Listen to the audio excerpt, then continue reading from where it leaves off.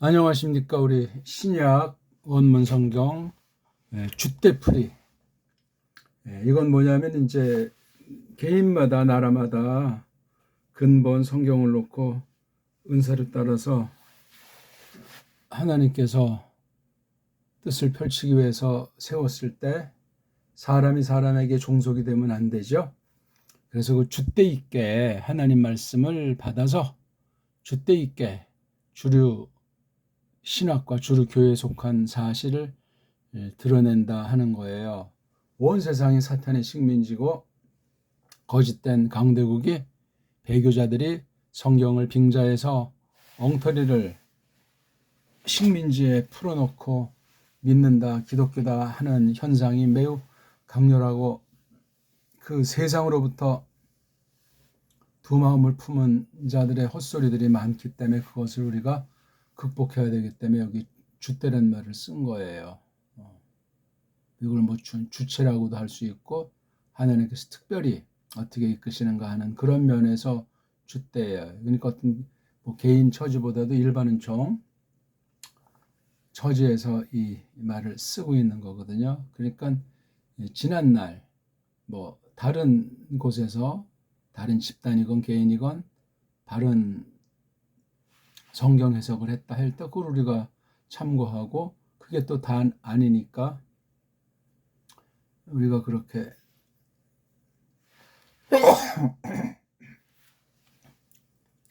대등하게 우리에게 맡기시고 요구하신 것이 있기 때문에 그런 면에서 우리가 성경을 풀어나가는 겁니다.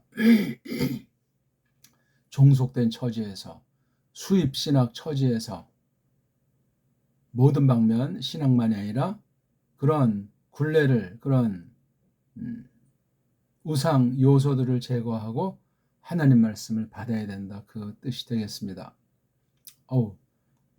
2강째인데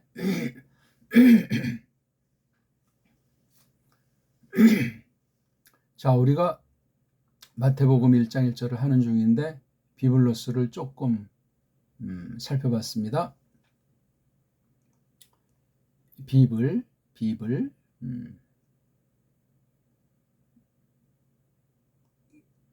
이걸 이제 독일에서는 이걸 비벨 그러죠. 비벨. 여기 뭐만을 더 이렇게 넣었어요. 미국 말로는 바이블에도 여기 하나 이렇게 또 꼬다리를 넣고 이건 이제 영어 글자 같은 경우는 이건 딴 나라 글자에서 영향을 받았다 이렇게 할 수 있겠죠.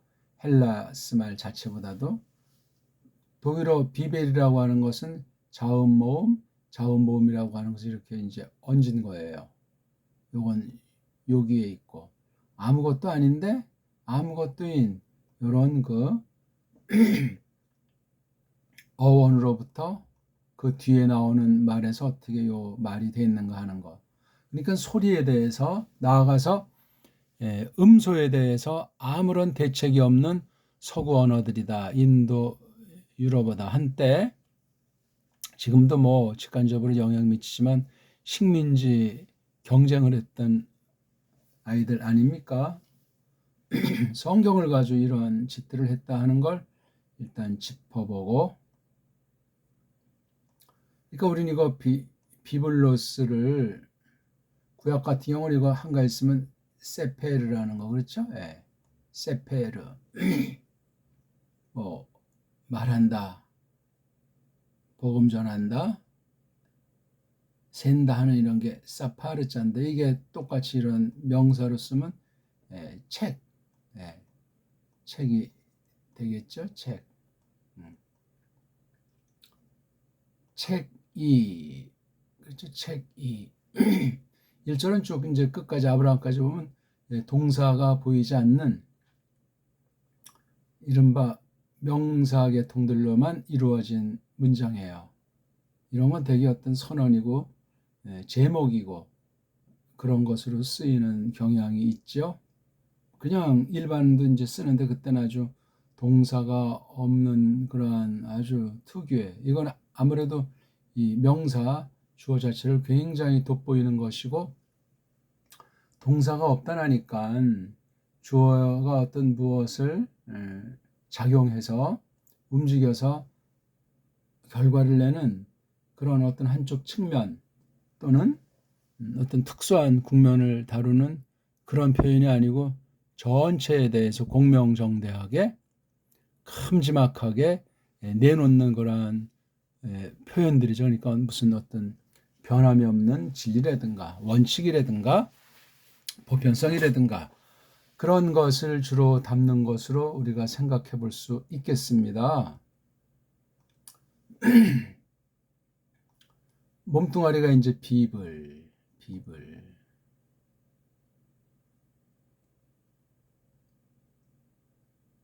뭐 이게 출처가 뭐 어떻게 됐든지 옛날에 뭐 책 같은 것을 쓰기 위해서 어떤 식물을 손질해 가지고 거기다 뭘 이제 기록하게 한다 할 때 뭐 어떤 종이 글씨 쓸 수 있는 그런 종류들의 어떤 것을 하는 거기서 나온 말 같아요. 그렇죠? 이건 또 하나 성경에 나오잖아요. 비블리온입니까? 이온자로 끝난 거. 아담하고 자그마한 거. 그러니까 이 자그마한 책 그러면 비블리온도 있잖아요. 비블리온. 뒤에 오스가 이게 줏대가 있어요. 오는 기름칠이에요. 기름칠. 몸뚱아리 최종 격을 나타내는 이 몸뚱아리가 어떻게 움직이는가 하는 있어. 그러니까 이 쓰라고 하는 게 어떤 면은 이게 동사구시를 한다고도 볼 수 있어요. 그렇죠? 쓰는 무엇이 하는 뜻이지 않습니까? 무엇이 하면서 이제 그 주체성을 강조하고 있단 말이에요. 그렇죠? 그러니까 벌써 이건 뒤에 어떤 문장이 있든 여기에 쓰가 아주 그런 힘을 발휘하고 있는 거예요. 비블, 그 다음에 오는 이제 습관화된 기름칠, 오자랑 애자라는 기름칠을 쓰지 않습니까? 각각을 길게 하면 오메가랑 에타로, 이건 뭐 같은 거니까 원리로 아시면 되고, 그러니까 이걸 딱 볼 때 소리로 하고 그 다음에 이제 글자가 어떻게 이어졌나 했을 때 자모 그런 원리를 표하고 또 이렇게 람다랑 엡실론 자음이 충돌하니까 거기에 완충으로 모음에 해당하는 것으로 놓고 이렇게 이제 한 거죠. 그러니까 이 이오타나 오미크론이 원래는 그 앞선 때 다른 데서 이걸 자음으로 썼다고 일컬어지고 있는 거예요. 근데 이걸 이제 헬라스 말에서 이걸 갖다 모음이 없으니까 모음이 또 뭐 필요하니까 갖다가 써서 자음을 갖다 모음으로 대신하고 사람의 그 본성 가운데 두신 아라는 거, 그 다음에 이, 우 또는 뭐 에, 오 아주 그 기본 아주 그 근본에 속한 것들 그런 것들로 인해서 이걸 자음을 해버린 거예요. 그러니까 이게 모음을 해버린 거예요. 그러니까 이게 원래 딴 곳에서는 어떤 자음으로 쓰였는지 우리는 알 길이 없습니다. 그런 것도 우리가 이 알파벳을 놓고 참고로 옆에 차고 다니면은 딴 나라 말, 뭐 구약 원문이 됐건 어떤 것이 됐건 보는데 도움이 된다는 것을 아시면 됩니다. 그래서 비블 오스, 근데 비블로스 해서 이게 이제 발음도 주의해야 되죠. 그렇죠? 비블오스, 비블오스, 비블오스. 그게 좀 낫긴 하죠. 근데 비블로스 하게 되면 이게 람다가 지나치게 오해될 수 있고, 이 기름칠을 너무나 아주 세게 느껴지는 건데, 비블로스, 이게 발음이 돼요. 근데 비블로스는 조금 문제가 있는 발음이다. 서양 애들이 그런 식으로 발음하니까. 그래서 헨리 있잖아요. 우리 흔한 말. 우린 뭐 헨리 하지만 헨리 이렇게 음절을 갈라가지고 발음하는 영어 발음의 원리도 한축 잘 생각해 줄 필요가 있어요. 우리는 그냥 헨리 하잖아요. 헨리 요거 끊는 느낌을. 그러니까 소리가 점점 민감해지고 그렇게 또 소리 내는 연습을 잘 하게 되면 그 언어를 그만큼 감을 잡아나간다. 그렇게 말할 수 있겠습니다. 그래서 이거 비블로스보다는 이거니까 원래 그 다음에 비블로스 그렇게 할 수는 있는데 이게 또 몸뚱아리 꼬랑지 원래는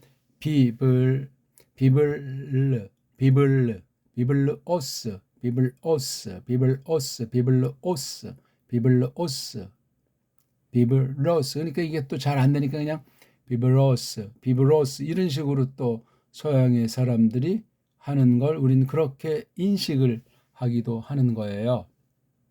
아무튼 몸뚱아리가 비블이라는 사실, 꼬랑지가 쓰라는 사실, 오미크론이 기름칠, 몸뚱아리랑 꼬랑지 사이에 자음이니까 오라는 것으로 써졌다. 오라고 하는 것을 쓸 때는 어떤 뉘앙스가 되고 에라는 기름칠은 어떤 뉘앙스가 되는 그건 이제 우리가 낱말을 찾아서 새겨봐야 되겠죠. 몸뚱아리랑 꼬랑지 사이에 오라는 기름칠, 몸뚱아리랑 꼬랑지 사이에 에라는 기름칠. 이건 왜 에를 쓰고 왜 오를 쓰고 오랑 에가 그냥 아무런 생각 없이 갖다 붙이진 않잖아요. 어떤 때는 오를 쓴다.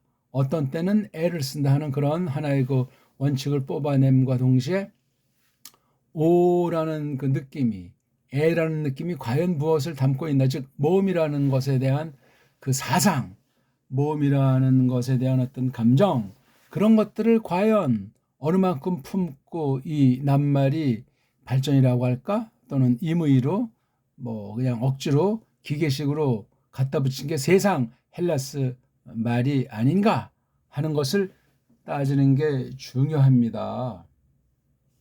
지금 줏대 있게 하나님 말씀을 다뤄보는 시간이니까 뭐 괜찮습니다.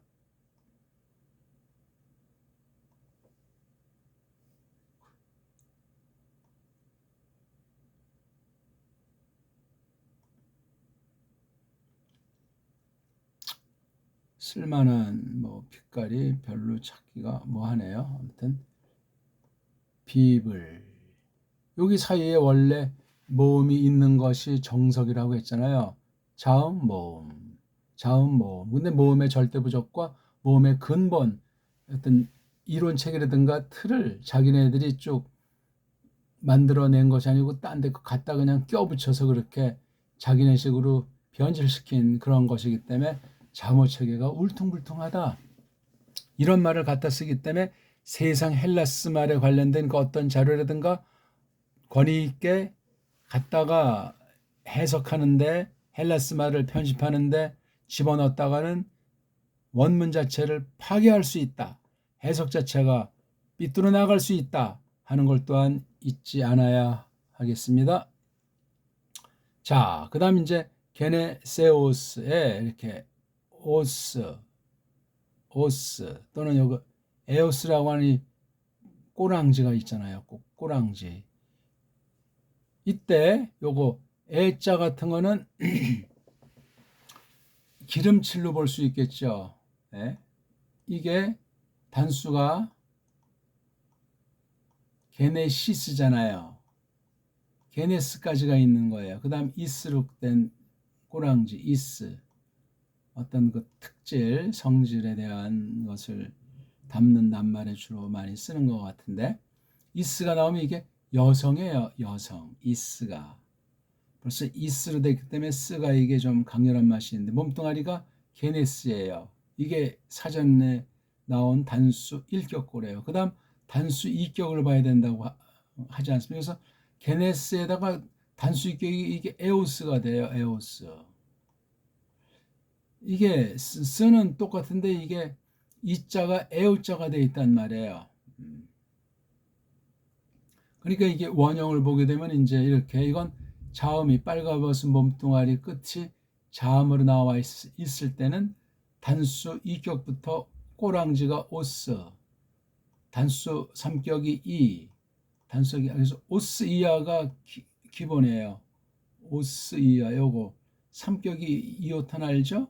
그다음 아자도 이거 이제 여성 같은 경우 알파를 쓰니까 여기 이격의 오스가 좀 독특합니다. 보통 남성은 단수 주격이 오스면 은는이가인데 이게 몸뚱아리가 자음으로 끝난 아이들은 단수 이격이 오스에 해당하는 것으로 끝납니다.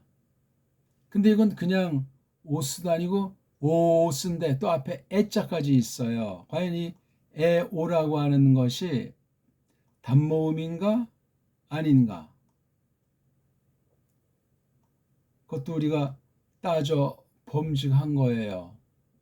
만약 이게 이제 따로따로 되면 여기 위에 D, LS를 붙여서 게네세 끊고 오 끊고 스 그렇게 음절, 한음절, 두음절, 세음절 물론 이건 다 모음 자음만 있기 때문에 각각 다 불완전 음절이니까 이건 벌써 파괴가 돼 있고 하나님의 뜻을 잘 보존하기가 어렵고 조심해서 이렇게 원리에서 어긋난 변화가 어떤 원으로 말미암아 자음이면 자음, 모음이면 모음, 음소 한 개로만 되어 있기 때문에 읽기가 쉬운치 않고 일단 파괴가 되어 있단 말이에요. 자모 원리도 어울리지 않고 왜 이렇게 되어 있나 이거죠. 그러니까 이게 사연이 뭐 많이 있겠죠. 근데 여긴 DLS가 없으니까 에오가 이게 이런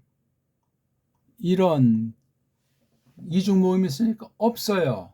없기 때문에 이건 DLS를 쓸 필요가 없단 말이에요. 그래서 애자하고 끊어야 돼요. 근데 이게 오스가 안 되고 왜 긴 오스가 됐냐 이거죠. 그렇죠?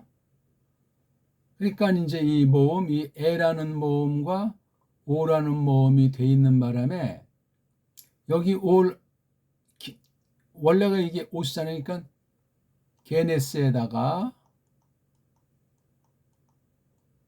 오스잖아요. 오스야 에스온 신났으니까 이게 단수 이격인데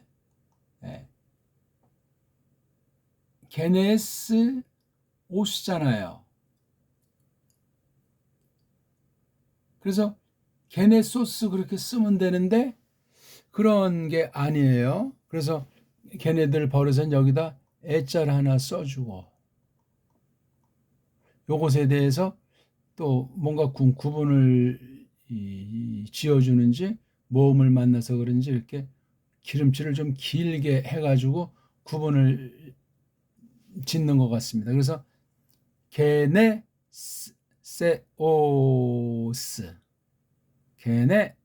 게네세오스 액센트는 그냥 소리에 관련해서 이렇게 써주는 거예요. 낱말 부족도 있고 다른 거랑 똑같은 낱말을 차별을 두기 위한 구별도 있고 그 다음 모음 체계가 시원치 않고 음절, 음소 이런 게 문제가 있다 보니까 우리 이른바 사성 체계 있지 않습니까? 그런 쪽으로 해서 땜빵을 하고 싶은 거예요. 평성, 거성, 상성, 거성, 입성. 입성 문제는 뭐 기본적으로 있고 평성도 그냥 쓰면 되는데 뭔가 액센트를 두어야만 하는 여러 요인이 있어요. 헬라스 말에. 성경은 다 이제 이렇게 뭐 표시를 어떤 애들이 해 놓은 건데 그래서 이건 지금 오스가 또 오, 이게 다 따로따로 이걸 갖다 이렇게 붙였어요. 그래서 에오스까지가 꼬랑지라고 할 때 이 사이에 기름칠이 없어요. 왜? 모음으로 되어 있으니까. 에오스 이거 자체가 이미 특수하게 모음이에요. 게네스인데 에자랑 오자가 이거 버릇이 그렇게 들어 있는 거예요. 에오라는 기름칠, 에자라는 기름칠, 오메가라는 기름칠 좀 특수한 꼴로 보시면 되겠습니다. 이것 뜻은 기노마이에서 온 거죠. 기노마이라는 어근에서 온 거, 기니 요거 겐자 그렇죠? 겐. 벌써 이게 기인이 갠이 됐기 때문에 이게 어떤 그 단회성이라고 할까? 역사성이라고 할까? 그런 고조가 되는 것도 있고, 또 이게 몸뚱아리가 갠이 이렇게 겟네스, 네스 이렇게 돼서 좀 꼴 자체가 좀 특별해요. 겟네스. 과거 사실이라고 할까? 과거 특별한 과거 완료? 그런 냄새도 좀 나고. 그러니까 이게 뭐냐면 어떤 것이 생겨져 있음. 그렇죠? 예. 언제부터 출발된 건지 모르지만 생겨져 있는 그러한 상태를 표시하는 거예요. 그러니까 이게 비블로스를 설명해 주는 거잖아요. 그 다음 하는 게 이게 뭐 명사가 됐든지 형용사가 됐든지 뭐 동사가 됐든지 양념이 됐든지 이 비블로스가 총 대빵 총 줏대를 지니고 있는 걸 설명해 나가는 거예요. 비블로스가 어떤 게 하나 있는데 게네스 생겨나 있다 하는 말이에요. 그럼 이걸 기노마이에 대한 동사를 쓸 수도 있는데 그걸 안 쓰고 명사로 썼어요. 동사가 올 자리에 명사를 썼어요. 동사를 써도 돼요.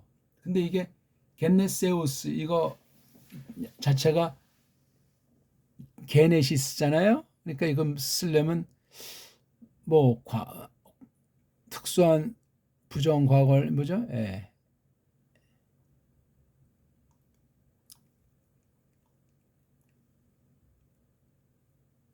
에게 네 뭐죠? 에게 노멘 우 에토 에게네토 그렇죠? 예. 비블로스 에 게네토 이렇게 만약에 쓴다면 이게 해석이 어떻게 되죠? 이 비블로스가 처음으로 나타났다. 처음으로 되었다. 처음으로 생겼다.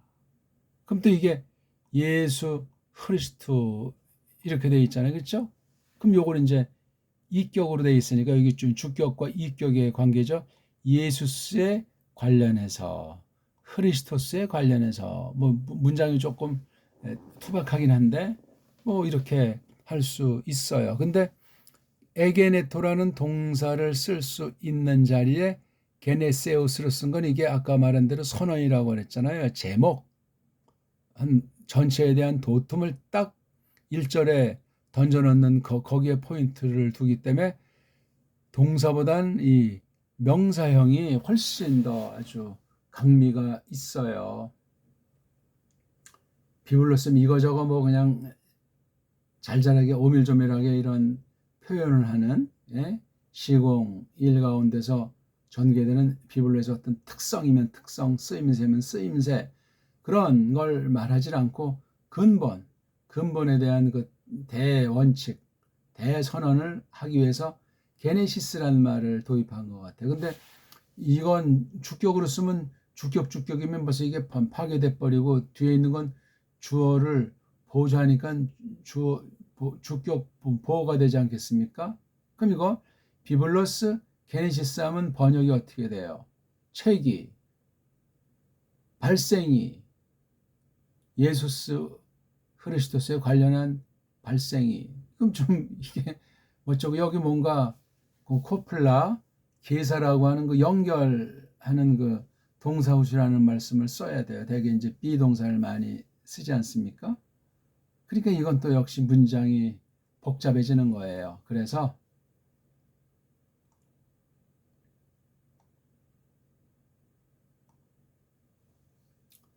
이렇게 이격으로 그냥 처리를 하는 거예요. 이 일종의 이제 어떤 그 상태를 묘사해 주는 거잖아요.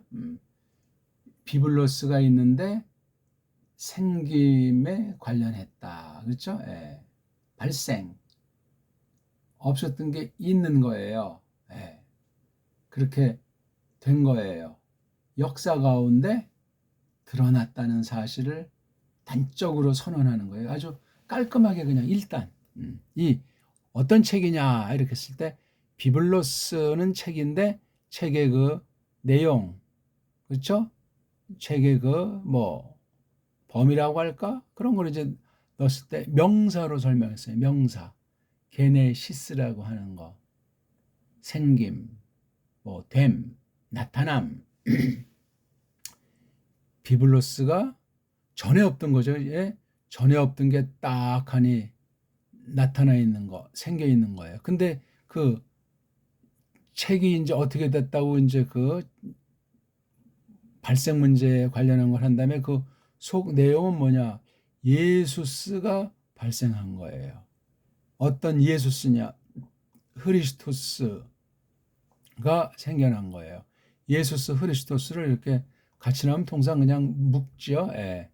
예수라고도 할 수 있고 흐리스토스라고 할 수도 있고 예수 흐리스토스를 묶는 거예요. 뭔가 배려를 하는 거죠.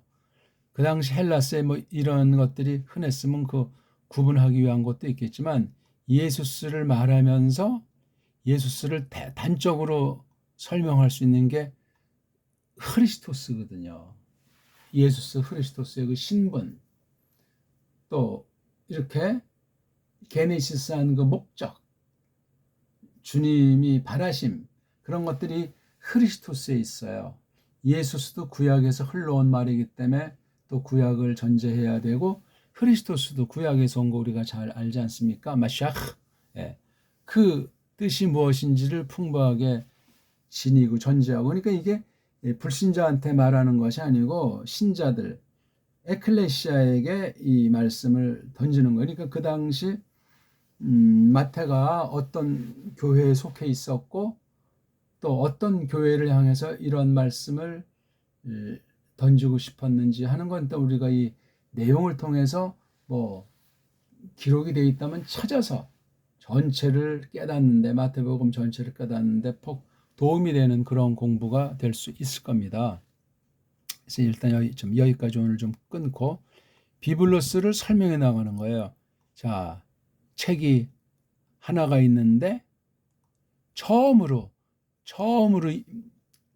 생긴 책이에요. 누가 썼는지 아무튼 이게 딱 하니 역사 가운데 나타났단 말이에요. 아니 그 내용이 뭔데? 이에수스에 관련된, 이것도 이제 이격이니까 이에수스에 속한 거. 요것도 이격. 요것도 이격. 요거 사이에서는 또 동등한 거예요. 그렇죠? 게네세오스나 예수나 똑같은 거예요. 이 게네시스라고 하는 건 이제 사건에 대한 거고 물질에 대한 거니까. 근데 예수스는 신격이잖아요. 인격이라고요. 그러니까 요 말이 더 클 수가 있는데 얘를 앞에다가 먼저 쓰고 예수스를 뒤에다 썼기 때문에 게네시스가 이예수스다 이거예요. 그렇죠? 그러니까 게네시스가 예수스에 관련된 거다. 그걸 좀 표시해야 되니까 전체 주때는 여기 하나 있으니까 이걸 이격으로 했어요. 관련성이기 때문에 이격이에요. 그러니까 요거 둘 사이에는 동등의 관계가 있는 거예요. 그렇죠? 동등 관계가 있지만 총 대빵이 기다리고 있기 때문에 얘도 그렇고 이렇게 예수도. 근데 이걸 빼고 비블로스 예수 그렇게 할 수도 있잖아요. 그렇죠? 예. 예수에 관련한 책, 그것도 충분히 성립해요. 비블로스 예수 그리스도. 근데 게네시스를 넣고 싶었던 거야. 동사는 안 쓰고 동사 쓸 자리를 선언의 의미로 명사로 된 거. 기노마이에서 만든 그 명사, 빨간버섯 몸뚱아리만 이렇게 갖다가 쓰면 되니까. 겐자는 이제 부정과거의 몸뚱아리에서 갖다가 붙여서 만들어진 동사에서 전성된 명사로 봄이 좀 일단은 자연스럽겠죠. 원래 그냥 명사일 수도 있는데 이건 이미 전성 명사예요. 비블로스 게네세우스. 비블로스 게네세우스. 이게 이제 읽고 듣고 습관이 되면 이게 어순이 이런 경우엔 주격을 앞에다 쓰고 소유격은 주격 뒤에다 쓰는구나. 이건 우리랑 반대잖아요. 그렇죠? 예. 우리는 이제 쪽발의 말식으로 해가지고 생김의 책 이렇게 하죠. 책이 있는데 생김의. 그럼 그 의자를 이걸 설명을 해야 되잖아요. 의자를. 의자지 누구 소유인지 소속인지 뭐 관련성이 있다는 건지 뭐 요 의자라고 하는 게 이게 저자인지 예?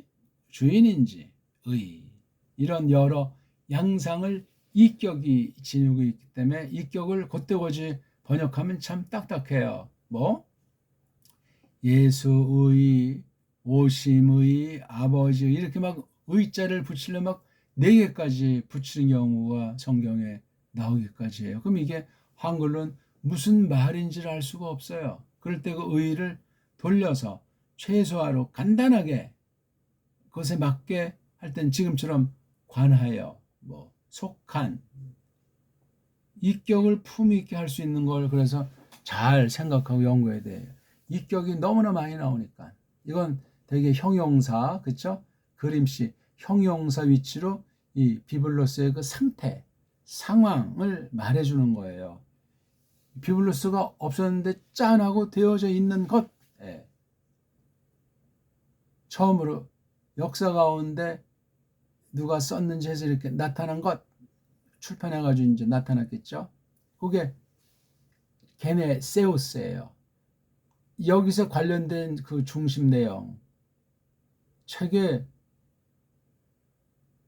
뭐라고 써 있는데 근데 여기 예수 그리스도가 이것도 이격이니까 다 주격으로 바꾼다고 생각할 때 다 이게 동등이란 말이에요. 동등. 그래서 이게 게네세우스를 요 비블로스랑 관계에서는 이격인데 뒤에 예수 그리스도 관계에서는 다 그냥 주격으로 일격으로 놓고 음미하는 것이 좋습니다. 그러니까 근본 주격을 놓고 요 가운데 요 두 종류 낱말 하나는 한 개고 하나는 두 개인데 요거 사이에서 굉장히 끈끈한 주대 관계가 있어요. 그러니까 게네세우스를 예수 그리스도스로 아주 돋보이게 표현하는 거예요. 예수스에 관련된 생기심이다. 그리스도스에 관련된 예수스다.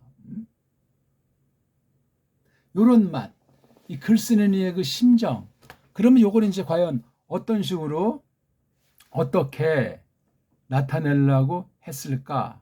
그걸 이제 28장까지 있는 내용 전체에서 1절을 찾아내야 돼요. 1절의 의도, 1절이 첫 절이 밝히고 있는 그 속내용이 어떤 식으로 갖가지로 다양하게 핵심은 무엇을 이렇게 표현하기를 기뻐했을까?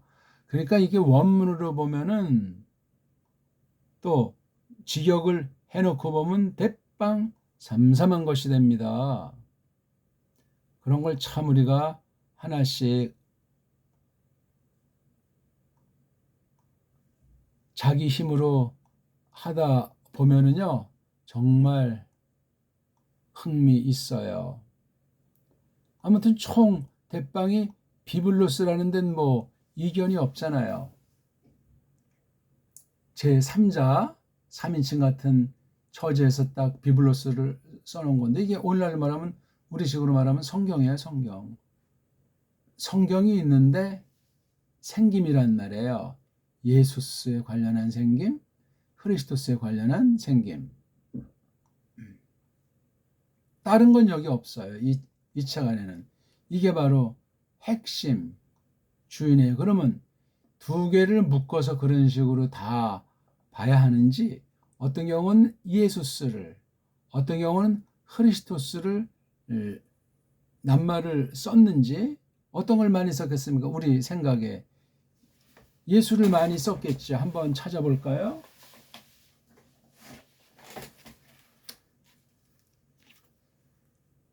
예.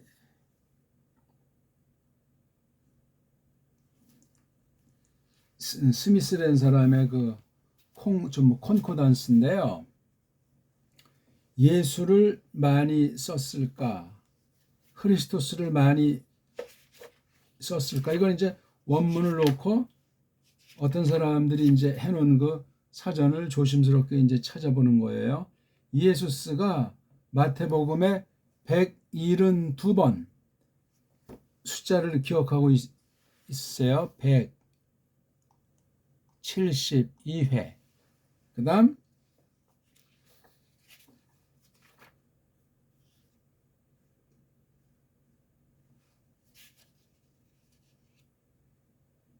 크리스토스는 569거 중에 17개예요.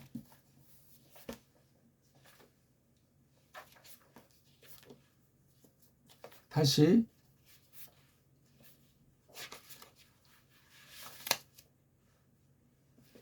이에수스는 975, 신약 전체에서 975, 975 중에 172번, 상당히 많은 숫자죠. 신약이 27권을 권수를 친다고 할 때 꽤 많은 거예요. 이걸 27권 나오면 대개 한 3번, 3, 4번 나와야 되는데, 한 권에 3, 4회 나와야 되는데, 이야, 참, 한 권에 30회, 3번, 30번. 이건 172번이니까 아주 압도적으로 나오고 있어요. 근데 크리스토스는 569번 중에 17번. 그러니까 뭐 그냥 평균에서도 좀 안 되는 그런 거. 그러니까 마태복음에서 크리스토스를 가르치지 않는 것은 아닌데, 크리스토스를 지나치게 부각하면 마태복음을 일단 첫 번째에서 잘못 짚은 거예요. 예수를 여기 앞에서도 썼기 때문에도 예수를 돋보이니까 이 둘 관계는 이에수스를 크리스토스로 또 설명을 한 성격이 있어요. 그러니까 이 마태복음 독자들에게 이에수스를 알리고 싶은 거예요. 알리고 싶은 거죠. 바로 우리가 보는 이거 마태가 쓴 게 책의 형태로, 책의 형태는 세상에 있는 걸 갖다 썼는데, 이 책은 전혀 다른 책이에요. 예수스 생김이라고 하는 이런 특별 계시, 이런 계시에 대한 책이지 세상에선 이 비류가 없는 책이다 하는 걸 우리가 알면은 되겠죠? 말이 자꾸 길어지는데, 오늘 아무튼 여기 게네세우스, 이에수, 크리스투까지 조금 더 우리가 봤다고 생각하면은 좋겠습니다.